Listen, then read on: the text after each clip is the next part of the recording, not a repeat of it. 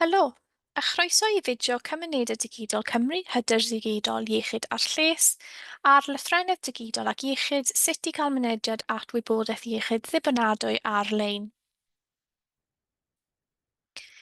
Yn y fideo hwn, byddwn ni'n trafod beth yw Llythrennedd Digidol ac Iechyd, sut i liwio gig 111 Cymru ar-lein a chefnogi eraill i wneud hynny, a pa sgiliau digidol sydd ei angen i cael mynediad at ofal iechyd ar-lein.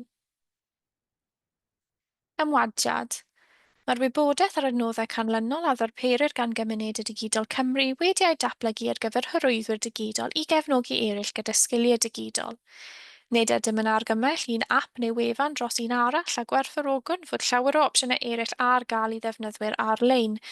Mae eich defnydd o ap neu wefan yn ôl eich discretion yn ni allwn fod yn gyfrifol am unrhyw broblemau ar geir trwy ddefnydd cyfranogwr. Sicrhewch eich bod yn rannu cyngor pwysig ynghylch preifatrwydd, diogelwch ar-lein a chyfrifoldeb personol wrth ddefnyddio offer a gwasanaethau digidol. Mae'r holl wybodaeth ac cynhwysir yn y fideos hyn yn gywir ym mis Gorffennaf 2025. Mynediad at wybodaeth iechyd ar-lein. Gall wybodaeth iechyd ar-lein ein grymuso ni i ddeall symptomau a deall pa wasanaethau gig i'w defnyddio. Gall gwefan gig 111 Cymru eich helpu chi i wirio symptomau neu ddod o hyd i wasanaethau gig eraill. Wrth gefnogi pobl eraill, efallai bydd angen i chi gynghori rhywun ar sut i gyrraedd y wefan hon, ystyriwch eich taith dysgu ynghylch deall sylfaenu porwr gwe. Mae gan wefan gig 111 Cymru adnoddau gwych ar gyfer gwirio symptomau a chael gwybodaeth gyffredinol am iechyd a lles, ond gall y wefan hon fod yn anodd ei lliwio i rywun sy'n llai aderus yn ddigidol. Un ffordd o wneud y wefan hon yn fwy hygyrch yw trwy newid iaith y wefan. Gallwch chi wneud hyn trwy clicio ar y botwm CY ar gyfer Cymraeg ar y top. Gallwch chi newid nôl i'r Saesneg ar unrhyw adeg trwy clicio ar y botwm eto. Mae'r gwiriwr symptomau yn rhoi cyngor dibynadol i chi ar y camau nesaf yn seiliedig ar eich atebion i cwestiynau. Gall hyn eich helpu chi i ddeall pa wasanaeth y gig i'w cyrchu. Gallwch chi chwilio symptomau yn ôl testun neu trwy llythrennau. Bydd hyn wedyn yn mynd â chi at asesiad bach i'ch cynghori chi ar y camau nesaf.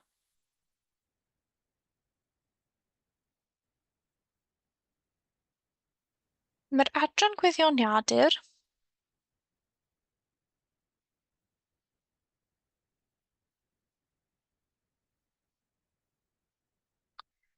Mae'r adran gwyddoniadur iechyd AIE yn darparu gwybodaeth am salwch, cyflyrau, llawdriniaethau, profion a thriniaethau. Gallwch chi chwilio trwy destun neu trwy ddewis llythyren am ragor o wybodaeth.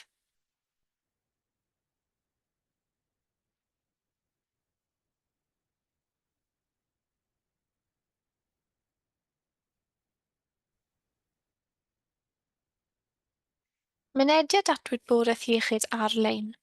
Mae bod ar-lein yn rhoi gallu i bobl yng Nghymru gael mynediad at wasanaethau iechyd. Mae'n grymuso unigolion i gael dewis am mynediad at ddealltwriaeth bellach o'i iechyd nhw.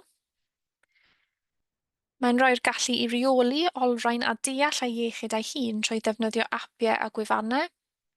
A gallwch chi ddod o hyd i wefan eich bwrdd iechyd lleol gan ddefnyddio gwefan gig Cymru. Mae cyrchu gwefan eich bwrdd iechyd lleol yn gallu rhoi mwy o wybodaeth lleol i chi am gwasanaethau iechyd yn eich ardal. Defnyddiwch y wefan yma, dewiswch eich bwrdd iechyd chi, yna gwasgwch ar dolen ar gyfer eu gwefan nhw ar gyfer cyrchu y gwybodaeth mwyaf diweddar. Iechyd ar y cyfryngau cymdeithasol. Gallwch adnabod sianeli cyfryngau cymdeithasol swyddogol gwasanaethau'r gig trwy eu gwefannau. Trwy gael mynediad atyn nhw trwy wefan swyddogol y gig, gallwch chi wirio eu bod nhw'n dudalennau dibynadwy. Dilynwch neu hoffwch y tudalennau cyfryngau cymdeithasol i gael y wybodaeth ddiweddara ar eich llwyfannau cyfryngau cymdeithasol. Roedd y cyfryngau cymdeithasol yn arfer gwneud defnydd o diciau wedi'u gwirio'n fwy cadarn, Ond does dim gan cyfrifon cyfryngau cymdeithasol GIG Cymru statws wedi ei gwirio. Fodd bynnag, rydyn ni'n gwybod mai nhw yw'r tudalennau dilys trwy cyrchu nhw ar y wefan swyddogol. Weithiau gall tudalennau edrych yn ddilys, ond efallai bod ganddyn nhw enw neu handl cyfryngau cymdeithasol ychydig yn wahanol, a gallen nhw fod yn rannu camwybodaeth. Fel arfer, gallwch chi ffeindio gwybodaeth am gyfrifon cyfryngau cymdeithasol eich bwrdd iechyd chi ar wylod eu tudalen gwefan nhw. Dyma'r botymau ar gyfer dilyn y gwahanol cyfrifon. Sgiliau digidol sydd ei angen arnoch chi i gael mynediad at wasanaethau gofal iechyd ar-lein. Deall sgiliau digidol sylfaenol, sgiliau pwrwr gwe, deall e-bost, y gallu i lenwi ffurflenni, llwytho gwybodaeth i fyny, deall dylysu doi-ffactor, a galwadau fideo. A bydd gan unigolion rydych chi'n ei cefnogi i gyd brofiadau bywyd gwahanol a bylchau gwahanol mewn dealltwriaeth. Felly mae'n bwysig eich bod chi'n dod i nabod y pobl sydd o'ch blaen chi. Llenwi ffurflenni ar-lein a llwytho dogfennau i fyny. Pan ddaw i lenwi ffurflenni ar-lein a i'w chlwytho dogfennau, mae llawer o bobl yn bryn o hyder a does dim ganddyn nhw y gallu i marfer y sgil hwn.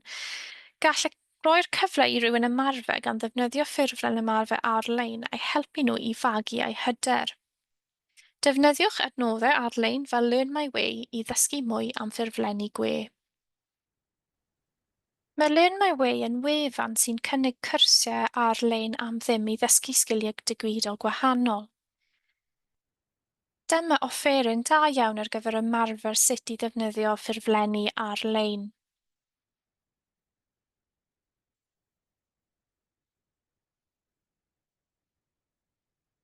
Casgliad.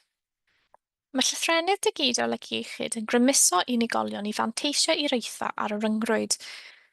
Mae GIG 111 Cymru yn cynnig cyfle i gael mynediad at ystod o wasanaethau ar-lein. Mae sgiliau digidol sylfaenol yn hanfodol i gael mynediad at ofal iechyd ar-lein. Sut allwch chi gefnogi rhywun i ddatblygu'r sgiliau hyn? Mae hynny yn dod ni at ddiwedd y fideo yma. Diolch am wrando.